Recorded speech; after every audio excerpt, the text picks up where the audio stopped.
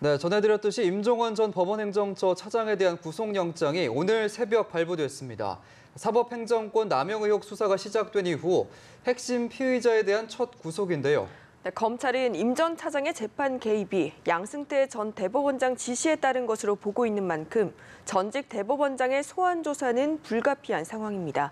강신업 변호사와 관련 내용 짚어보겠습니다. 어서 오세요. 네, 안녕하십니까. 예, 결국 임종원 전 차장에 대한 구속영장이 이제 발부가 됐습니다. 오늘 이제 영장에 적힌 개별 범죄 사실이 30개에 달하는 것으로 알려져 있는데 어느 정도까지 혐의가 인정이 된 겁니까? 지금 영장 전담 판사가 얘기하기로는 상당 부분에 대해서 소명이 됐다라고 얘기를 했습니다. 이 상당 부분이라는 말은 이제 보통 적어도 70% 이렇게 소명이 될 때 그렇게 얘기하는 거 아니겠습니까? 범죄 사실로 따지면 약 30개 정도 되고요. 그다음 이제 범죄명으로 따지면 제명으로 따지면은 6, 7개 정도 되는데요. 지금 얘기한 건 두 가지를 들었어요. 하나는 상당 부분에 대해서 범죄 혐의가 소명된다. 그리고 또 하나 들은 것이 이제 눈에 띄는 것이 증거 인멸의 우려입니다. 사실은 이제 지금까지 축적된 어떤 수사 자료라든지 그다음에 또 증거를 인멸하려 했던 여러 정황들이 있거든요. 그런 것들을 봐서 증거 인멸의 우려를 크게 본 것 같습니다. 이번에 이제 구속영장을 발부하는데 말이죠. 네, 지금 검찰은 이를 기반으로 앞으로 윗선 수사에 탄력을 받을 것으로 예상을 하고 있지만 일각에서는 지금 법원이 임 전 차장의 신병을 내어주는 식으로 꼬리를 잘라버리려는 게 아니냐 이런 의심도 나오고 있어요. 어떻게 보시나요? 그런 해석도 전혀 불가능한 건 아닌 것 같아요.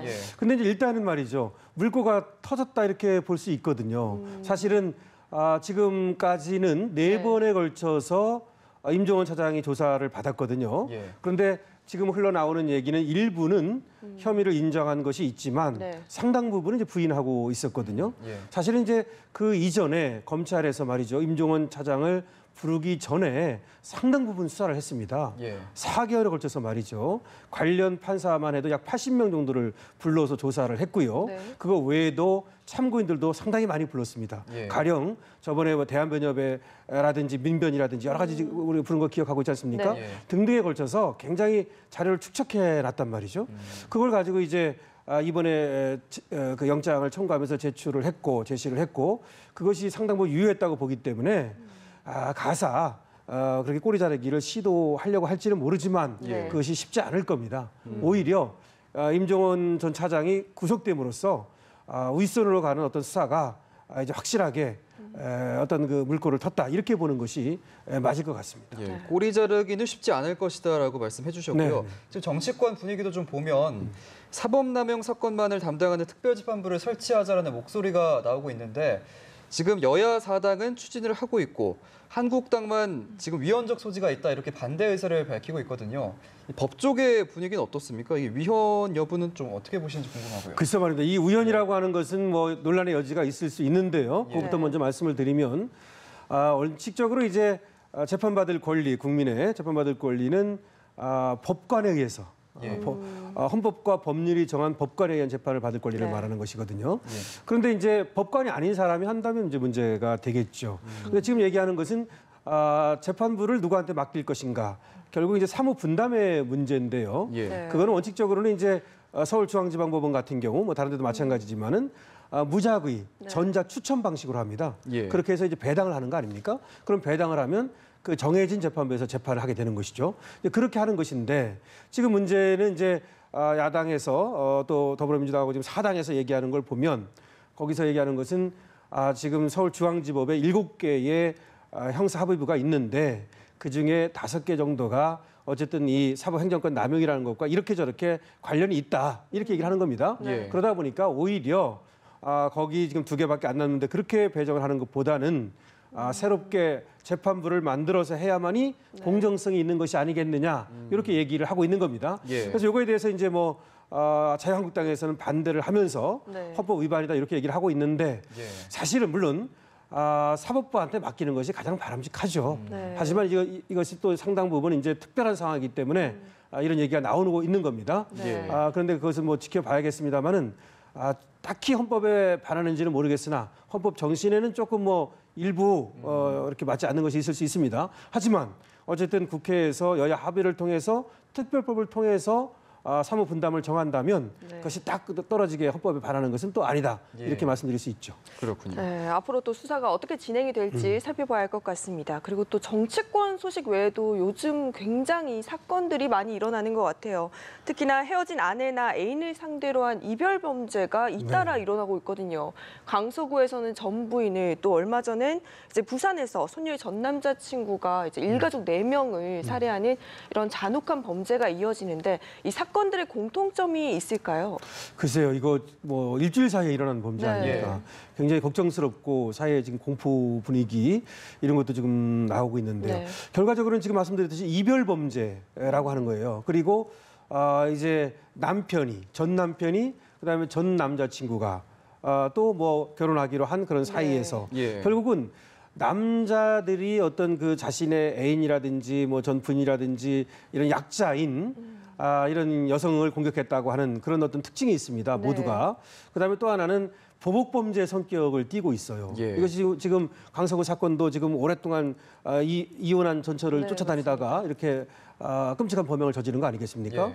그다음에 또 뭐 지금 여성 공격한 범죄들은 보면 거의 다 보복 범죄 성격을 띠고 있단 말이죠. 부산도 그렇고. 네. 그다음에 또 얼마 전에 그 결혼하기로 한 사이에서 부산에서도. 예비 신부를 예비 신랑이 사망케 한 사건도 있지 않습니까? 예. 뭐 이런 거. 그다음에 이제 또 하나는 분노 범죄라고 하는 성격을 띠고 있어요. 예를 들어서 강서구에서 아르바이트생 그 사건은 이제 굉장히 분노 범죄의 성격을 띠고 있고요. 예. 그래서 우리 사회에 지금 사회가 복잡다단해지고 이렇게 또 실업도 늘고 또 게임에 중독되는 사람도 많고 등등의 어떤 그 사회 병리 현상이 일어나면서 그런 것들이 범죄로 이어지고 있다 이렇게 볼 수 있어요. 예. 네. 그래서 결국은 예방이 중요한데요. 이 예방을 어떻게 할 것인가? 그건 이제 가정폭력범죄 처벌에 관한 특례법 같은 거 있으니까 이 네. 가정폭력범죄가 일어났을 때 특히 이제 이혼하고 나서 전처를 쫓아가서 뭐 폭행을 한다든지 이런 사건이 벌어질 때 그거를 확실하게 좀 이렇게 처리하는 거 네. 그것들이 중요하고요. 예. 그다음에 또 여러 가지 예방 방법이 있을지 모르겠지만 그 중에서도 처벌도 좋은 예방 방법입니다. 예. 그러니까 처벌도 확실하게 해야 됩니다. 그러니까. 네. 근데 이제 처벌이 손방망이 되는 거 이것도 좀 문제인 것 같고요. 예. 어쨌든 그래서 여기에는 어떤 사회 병리적인 현상이 있다는 걸 우리가 이해하고 거기에 대해서 예방 내지는 처벌 이런 것들을 한번 다시 점검해야 될 겁니다. 예, 지금 이런 사회적 분위기 때문인지 이런 것까지 알려줘야 되나 싶은데 이 안전하게 헤어지는 법을 알려주는 안전이별이라는 신조어까지 등장을 하고 있는 상황이거든요. 특히 이제 데이트 폭력 같은 경우에는 최근 5년간 꾸준히 증가 추세여서 이 부분이 이제 물론 이제 처벌이 확실한 예방이다라는 말씀을 해주셨지만 현행법에서 데이트 폭력에 대한 기본법 자체가 없기 때문에 이런 일이 발생한 건 아니냐 이런 지적이 나오고 있거든요. 네, 타당한 지적입니다. 네. 사실은 데이트 폭력에 대한 처벌법을 만들려고 했습니다만 아직 만들어지진 않았습니다. 예. 그래서 뭐 기존법을 가지고 하는데 보통 이게 이런 게 있어요. 뭐 이제 가정 내에서 벌어지는 또 뭐 연인 관계에서 예. 또는 뭐 부부 관계에서 벌어지는 범죄는 보통 다른 사람들이 제3자가 개입하기가 어려워요. 예. 개입을 했다가도 두 사람이 또 화해가 되면은 갑자기 또 이게 상황이 이상하게 되고 말이죠. 예. 네. 그다음에 또 차마 애들 아버지니까 또 애들 엄마니까 또 뭐 전 남자친구니까 신고를 차마 했다가도 다시 뭐 취하를 시킨다든지 네. 이런 것들이 많아요. 예. 그렇기 때문에 일단 신고가 들어오면요. 취하 여부와 상관없이 일단 신고가 들어오면 확실하게 격리를 해야 됩니다. 예. 그래서 사실은 가정폭력에 관한 처벌법 같은 데 봐도 격리할 수 있는 조치가 있거든요. 네. 근데 데이트 폭력 같은 걸 이제 이걸 가정폭력으로 볼 수가 없으니까 사실 데이트 폭력법을 새로 따로 만들어야 되고 네. 하여튼 이런 관계에서는 격리 조치를 확실하게 하는 거. 그다음에 또 하나는 그것이 심한 경우에는 보호 조치 이것들을 네. 확실하게 하는 게 필요합니다. 네, 이런 법적인 절차가 꼭 필요한 것 같습니다. 그런가 하면 최근에 대낮 거리에서 지금 조현병 환자가 행인 2명을 흉기로 찌르는 것 같이 정신질환과 관련된 범죄도 계속해서 늘어나면서 많은 분들이 걱정을 하시는 것 같아요. 이와 관련해서 지금 심신미약 감경을 없애야 한다라는 국민청원이 무려 100만 명이 넘게 글쎄 동의를 하고 있다고 하는데 좀 긍정적인 변화 기대해봐도 좋을까요? 글쎄 말이에요. 이번에 지금 말씀하신 게 인천에서 네. 동구에서 한 공원의 도로에서 말이죠. 예. 그냥 느닷없이 한 남자가 50대인데요. 60대 남자를 공격하고 중태에 빠졌어요. 네. 그다음에 또 30대 여자를 공격하고 뭐 이렇게 해가지고 근데 알고 보니까 이제 오랫동안 정신병원에서 입원을 해 있었습니다. 예. 근데 나와가지고 사회복지시설에 잠깐 있었는가 본데 어쩐 일인지 거기서 나와서 혼자 살고 있다고 그래요. 그러면 정신병원에서 뭐 나온 것이야 치료가 됐다고 봐서 나온 것 같긴 한데 가족도 없어요. 근데 사회복지시설이라든지 이런 데에서 확실하게 그러면은 관리 감독을 해야 되는데 혼자 나가 있다가 갑자기 나가가지고 이런 일을 저지른 거거든요. 관련된 체계가 있나요? 글쎄 말입니다. 그래서 저는 이렇게 생각합니다. 우리가 왜 그 문재인 대통령이 치매에 대해서 평생 국가가 이제 그 책임지는 그런 거 얘기했었잖아요. 예. 마찬가지로 이 정신병은 국가가 끝까지 책임을 져야 됩니다. 그러고 어떤 혼자 사는 거 있잖아요. 예. 아까 지금도 혼자 살다가 그런 네. 범행을 저질렀는데 그것은 막아야 됩니다. 그러니까 예를 들어서 퇴원을 한다 하더라도 관리 감독은 계속 이루어지도록 그렇게 해야 되고 복지시설 같은데 어떤 살게 한다든지요. 예. 이런 것이 있어야 되고 결론적으로 말씀드리면 하여튼 정신질환이 굉장히 늘어나고 있잖아요. 네. 그걸로 인해서 어떤 살인 사건이라든지 끔찍한 범죄가 많이 일어나고 있죠. 그러면 두 사람을 다 보호할 필요가 있어요. 예. 하나는 정신질환자를 보호할 필요가 있고요. 네. 또 하나는 정신질환자에 의해서 피해받는 사람들, 시민을 보호할 필요가 있는 거예요. 그럼 어떻게 하게 되겠습니까? 이 정신질환자에 대한 국가가 책임을 지고 치료도 해주고 내지는 어떤 관리도 해주고 이렇게 해야 되겠죠. 예, 사회적인 안전망이 필요하다라는 말씀 해주신 것 같은데 지금 이런 일련의 사건들 때문에 조현병 환자들이 좀 예비 범죄자다라는 식의 좀 잘못된 낙인을 좀 받고 있는 것 같은 그런 문제도 좀 문제가 있는 것 같습니다. 맞습니다. 그러면 심신미약과도 같이 말씀을 드리면 예. 네. 심신미약을 그럼 없애면 되는 거 아니냐 이런 얘기 나오잖아요. 똑같은 얘기입니다. 없앨 수 없는 겁니다. 예. 심신미약을 두는 이유는 형사법의 대원칙입니다. 책임 있는 곳에 형벌이 있는 겁니다. 그게 무슨 말이냐면 5살짜리가 아무것도 모르고 어떤 범죄를 저질렀다 해서 처벌할 수 없어요. 네. 또 정신병에서 정말 아무것도 모릅니다. 내가 무슨 행동을 하는지도 모르고. 예. 그래서 처벌했다 어떤 죄를 저질렀다 해서 처벌할 수 없어요. 네. 만약에 그걸 처벌하게 되면은 그건 보복밖에 안 되는 겁니다. 그러니까 교화가 아니라 보복이 되는 거예요. 예. 그거는 야만적인 것입니다. 그렇기 때문에 심신미약을 없앨 수는 없다 이런 얘기인데요. 네. 그럼 이제 주치감경 같은 거, 술 먹고 하는 거 있죠. 예. 근데 그건 좀 얘기가 달라요. 다시 말해서 일부러 술을 먹고 그 술 먹은 상태를 이용해서 범죄를 저지른 사람이 있거든요. 예. 그건 처벌해야죠. 법에도 그건 처벌하게 돼 있습니다. 근데 정말 정신병 때문에 정말 어떤 문제가 있어가지고 그렇다면 그 사람들은 보호해야 되는 거거든요. 네. 그러면 어떻게 해야 되겠습니까? 이 사람들이 범죄를 저지르지 않도록 치료해주고 범죄를 저지르지 않도록 예방해주고 관리해줘야죠. 네. 그래야 또 시민도 보호되는 것이고요. 네. 네, 이렇게 국가적인 차원에서 관련된 이런 정신질환자들에 대한 관리라든지 체계가 필요한 것 같습니다. 네. 그리고 최근 들어서 계속해서 나오는 이슈지만 아직까지 완료가 되지 않은 것 같아요. 사립 유치원에 대해서 관리 감독을 정부가 강화하겠다라는 고강도 대책을 내놓자 일부 유치원들이 뭐 폐원을 하겠다.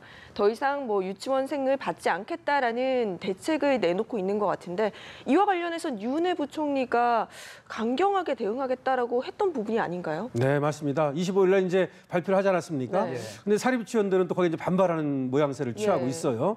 근데 사실은 이것도 근본적인 대책이 필요한 겁니다. 예. 좀 말씀을 드리면 사립유치원이 사실은 2013년부터 누리과정 보조금을 받기 시작한 거예요. 예. 그 전에는 그런 게 없었습니다. 자기도 힘을 해왔던 겁니다. 근데 이제 누리과정 보조금을 이 지원금이라는 명목으로 이제 주게 됐죠. 예. 그래서 한 달에 유치원에 한 원화당 29만 원입니다. 상당한 돈을 주고 있는데 그러면서 감시 감독 그러니까 이 회계에 대해서 부정이 있는지 이런 것들을 제대로 관리하지 못했던 거예요. 그러니까 사실은 제1차 감독기관인 교육청도 책임이 있고 네. 교육부도 책임이 있는데 이제 와서 어떻게 보면은 사립유치원한테 많은 책임을 전가시키고 있는 거죠. 이제 그런 예. 점이 있다는 걸 얘기하고 그렇기 때문에 결국은 공공성을 확대하는 방향으로 가야 된다. 그건 맞아요. 예. 그러니까 교육이라고 하는 것은 국가가 책임져야 될 부분입니다. 그러니까 상당 부분 공공성을 확대하는 부분으로 가는데 또 하나 말씀드릴 수 있는 것은 근데 사학을 그러면은 이 도움을 안 받고 할 수 있느냐? 그건 아닙니다. 아시다시피 우리나라 대학도 거의 다 사립대학이잖아요. 네. 그리고 유치원도 사립유치원이 거의 원생의 4분의 3을 담당하고 있습니다. 예. 그럼 사학의 자율성을 보장해주고 그다음에 지원도 해주고 그래야 돼요. 그러니까 다 같이 이제 가야 되는 것인데 자 그럼 어떻게 되느냐? 결국은 국공립 유치원은 늘려가는 방향으로 한다. 하지만 그 전까지 또 이 사립유치원도 충분히 보장해주고 자율권을 말이죠. 예. 그다음에 또 지원도 해줘야 된다.